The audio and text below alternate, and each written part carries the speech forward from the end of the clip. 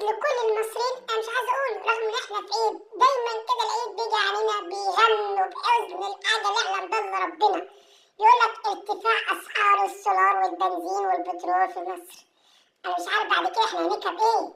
اروح الشغل بحمير يا ناس؟ هنركب حمير عشان نروح ده الشغل؟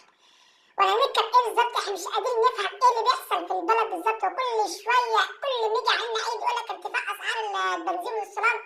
ارتفاع اسعار البنزين والسولار. احنا كفايه سواقين الميكروباصات يا جدعان. احنا زهقنا بجد. زهقنا بجد. كل شويه عمال يقف ويمشي يقف ويمشي. متاخر على الشغل ومتاخر على الاذن والسواد التيم كله والمدير ما بيرحمش. وهات الاجره ما ياكلش. كل شويه يقف كل شويه يقف. ايه يا جدعان؟ احنا لحد دلوقتي خلاص اتخنقنا يا ناس. اتخنق الناس كل عيد كده بسؤال تيم. انا مش قادر افهم ايه بصراحه. حتى الاجازات الواحد بياخدها خلاص بتدي نفسنا.